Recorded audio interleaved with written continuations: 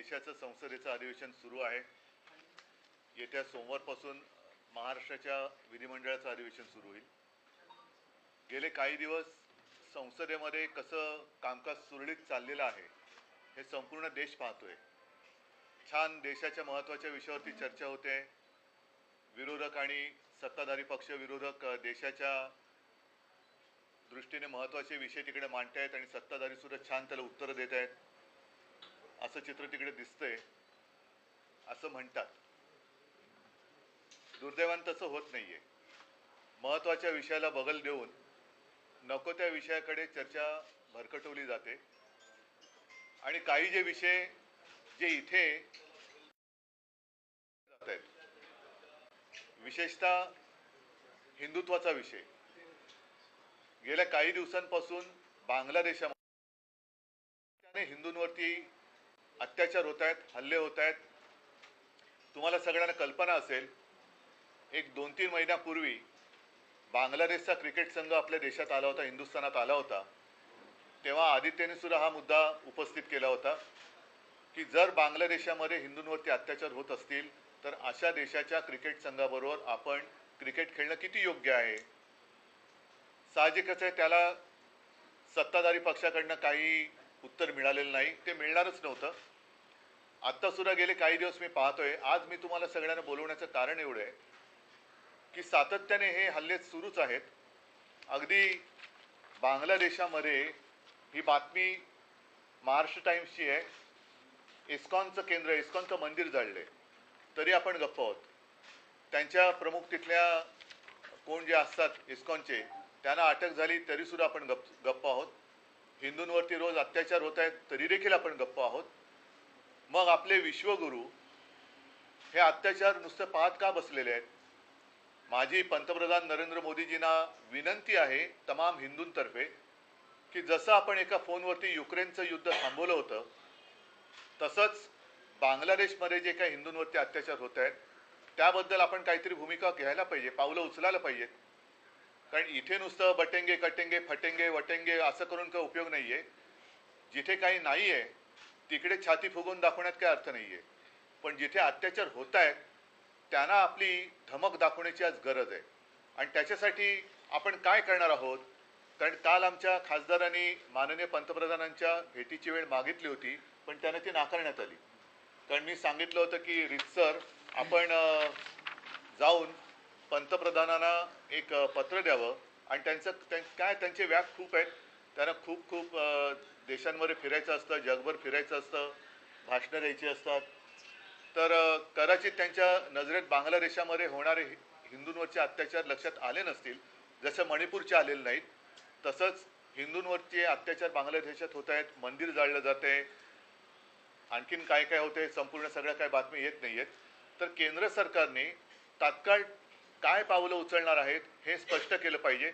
बाकीच्या चर्चा तूर्त एक दिवस बाजूला ठेवा आणि संसदेमध्ये बांगलादेशात होणाऱ्या हिंदूंवरती अत्याचारांबद्दल केंद्र सरकारची नेमकी भूमिका काय आहे आणि आपण काय पावलं उचलणार आहोत, त्या सुरक्षित आहेत, त्या सुरक्षित आहेत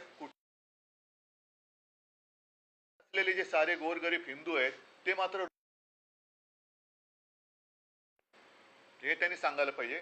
आणि जसं बांगलादेशामध्ये इस्कॉनचं, मला खरं म्हणजे आश्चर्य वाटलं, संतापही आलाय की 2 बातम्या, कदाचित ही मंदिरं एवढी महत्त्वाची नसतील त्यांच्यासाठी, पण ही कालची बातमी आहे सकाळमधली, सिडकोचा डोळा, हे कुळांचे भूखंड कोणाला मिळणार? आता सध्या भूखंड कोणाला एकालाच मिळत आहेत, तर हा सुद्धा भूखंड जो आहे सिडकोचा, हा सुद्धा त्यांनाच जाणार आहे का? आणि मंदिराचा जो काही भूखंड आहे तो त्यांना जाणार आहे का? दुसरा सामनाची बातमी आहे, ही सुद्धा मोठी बातमी आहे। गेल्या 80 वर्षापासून दादर रेल्वे स्टेशनच्या इथे असलेलं हमालांनी बांधलेलं, जो हमाल कष्ट करतो त्या हमालांनी बांधलेलं मंदिर गणपतीचं आणि हनुमानाचं हे भाजप सरकारने त्याला नोटीस पाठवली। ती नोटीस माझ्याकडे आहे की तुम्ही रेल्वेच्या जागेवरती अतिक्रमण केले 80 वर्षापूर्वी, 80 वर्षापूर्वीचं मंदिर हे पाडायला निघाले। मग तुमचं कुठे हिंदुत्व, कसलं हिंदुत्व आहे तुमचं?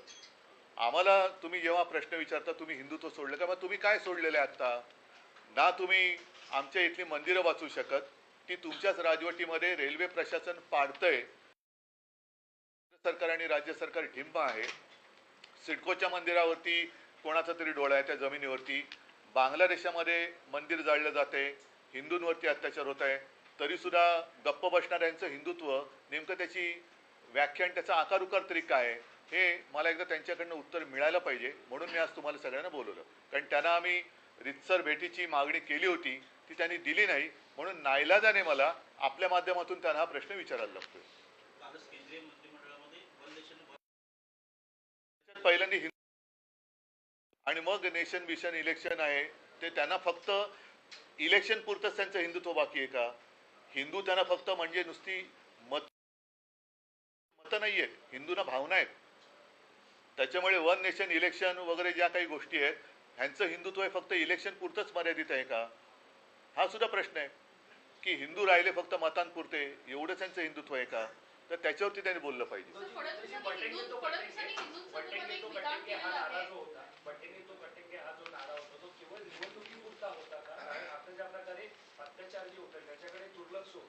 हो, तसंच माझं म्हणणं आहे की यांचं हिंदुत्व हे मतांपुरतं आहे. फक्त हिंदूंची मतं पाहिजेत, त्यांना भयभीत करायचं, त्यांना घाबरवायचं, त्यांची मतं घ्यायची आणि आल्यानंतर स्वतःच त्यांची आता मंदिरं पाडायला निघाले ती लोक. मग यांचं हिंदुत्व कुठे? आता कुठे गेलं यांचं हिंदुत्व? म्हणजे आता मंदिरं कुठे सेफ आहेत? अगदी बांगलादेशात पण नाही आणि आपल्या मुंबईत पण नाही आहेत. म्हणजे एक आहे तो सेफ आहे, ते कुठे मंदिरं कुठे सेफ आहेत? सर, फडणवीसांनी आताच एक विधान केलेलं आहे. त्यांनी म्हटलेलं आहे की 25 कोटी लोकांना गरिबीतून बाहेर काढलंय. हे हिंदू इकॉनॉमीचं खरं तर मॉडेल आहे. कालचीच एक बातमी आहे की महाराष्ट्र देशामध्ये बेकारीत नंबर 1 वर आहे. ही कालची बातमी आहे. आता त्याच्यामध्ये हिंदू आहेत की नाही हे कल्पना नाही, पण मी फडणवीसांना आता याच्यात घेतच नाही, कारण बांगलादेशाचा मुद्दा आहे. आणि फडणवीसांना याबद्दल घेणार आहे की आपल्या मुंबईतलं मंदिर जे 80 वर्षापासूनचं हनुमानाचं मंदिर आहे, हमालांनी कष्टाने बांधलेलं आहे, तिथलं झाड बीड त्यांनी छान व्यवस्थित ठेवलेलं आहे, असं मंदिर पाडण्याचा फतवा निघतोय रेल्वे खात्याकडनं. तेव्हा फडणवीसांचं हिंदुत्व काय करते, भाजपचं हिंदुत्व काय करते? आता ती बातमी आहे, ती नीट बघितली पाहिजे. कालची का परवाच्या सकाळमधली आहे की सिडकोच्या मंदिराच्या भूखंडावरती सुद्धा डोळा आहे, सिडकोचा डोळा आहे मंदिराच्या भूखंडावरती. रामाचं मंदिर उभं करताना राम भक्त हनुमानाचं मंदिर तोडताय. नाही, पण उद्धवजी, त्या मंदिरासंदर्भात तुमची भूमिका काय आहे? कुठल्या वाचवण्यासंदर्भात तुम्ही काय करणार? माझ्या आता मला नाही, आता असं आहे ना, रेल्वे प्रशासनाला तुमचा सांगतो काही तुम्हाला. इशारा आहे का? नाही, आम्ही काय फक्त इशारे देत राहायचं. ईव्हीएमचा निकाल काय, ईव्हीएम द्वारे त्यांनी निवडणूक जिंकलेली आहे ना, अधिकार त्यांना दिलेत, अधिकार त्यांना दिलेत. मग एवढंच जर का असेल तर का बसता तुम्ही? मग माझं हेच म्हणणं आहे ना की तुमचं हिंदुत्व, हिंदू म्हणजे फक्त मतं आहेत का? हिंदुत्व म्हणजे फक्त मतांपुरतं बाकी आहे का तुमचं? मग कसले तुम्ही कटिंगे बटिंगे वगैरे करताय? कशाला करताय? कशाला हिंदूंना घाबरवताय? नाही, पण उद्या रेल्वे प्रशासनानं नाही, पहिलं मला त्यांच्याकडनं उत्तर. नाही, मी आता याच्याबद्दल काही बोलणार नाहीये. कारण एकदा ह्याच्याबद्दल, ह्या निर्णयाबद्दल, निवडणुकीच्या निकालाबद्दल लोकांच्या मनात एक धक्का आहे. जर का त्यांना असं वाटत असेल की लोकांनी खरंच त्यांना मतं दिले, तर पहिले त्यांची जबाबदारी आहे, ते काय भूमिका घेत आहेत त्याच्यावरती माझी भूमिका राहील. पहिलं हे मी तुमच्या माध्यमातून या राज्य सरकारच्या आणि मोदींच्या सुद्धा लक्षात आणून देतोय की बांगलादेशात हिंदू सुरक्षित नाही आहे. माझ्या राज्यामध्ये हिंदूंची मंदिरं पाडली जात आहेत. अशा वेळेला ज्या हिंदूंच्या मतांवरती तुम्ही निवडून आलात, त्या हिंदूंची मंदिरं वाचवण्यासाठी तुम्ही काय करणार आहात, हे मला पहिले त्यांच्याकडनं उत्तर तर येऊ द्या.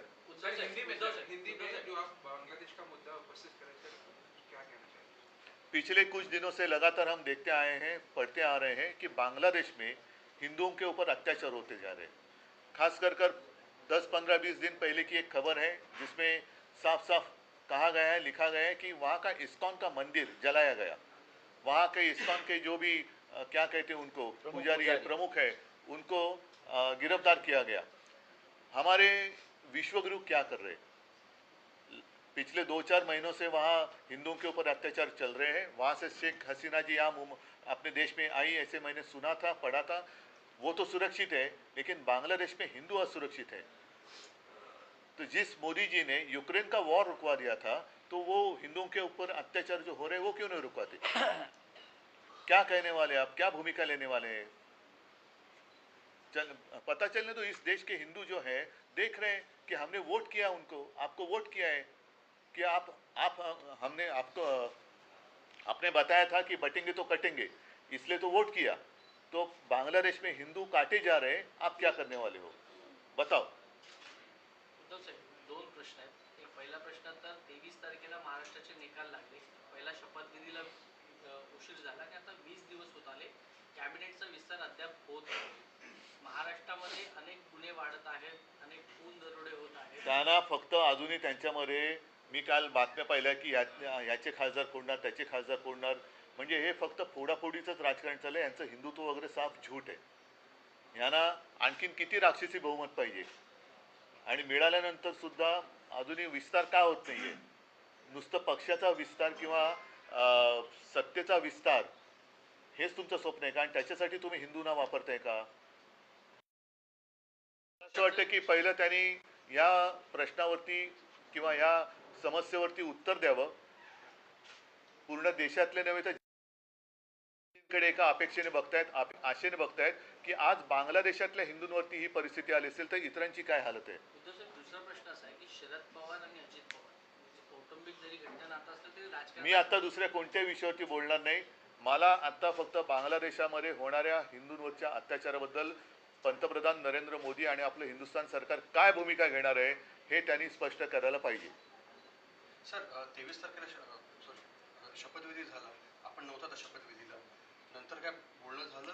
बांगलादेशामध्ये जे हिंदूंवरती अत्याचार होत आहेत त्याच्याबद्दल नरेंद्र मोदींनी आपण काय करणार आहोत हे भूमिका पहिली स्पष्ट करावी.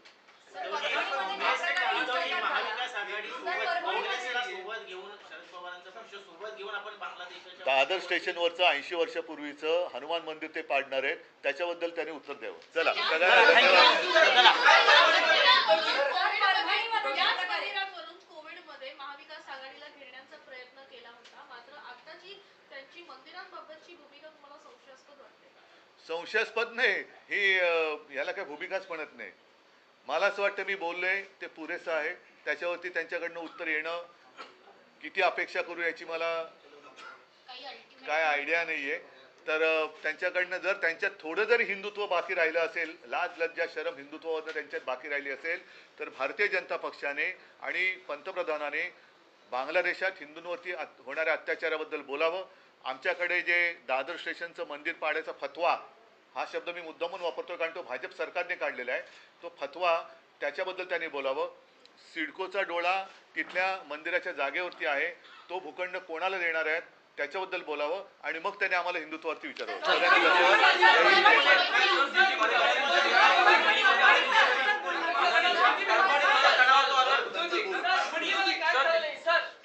उद्या बोलू. हा विषय नीट होऊ द्या, उद्या परत भेटू पाहिजे. उद्धवजी, बाकीचे राजकीय विषय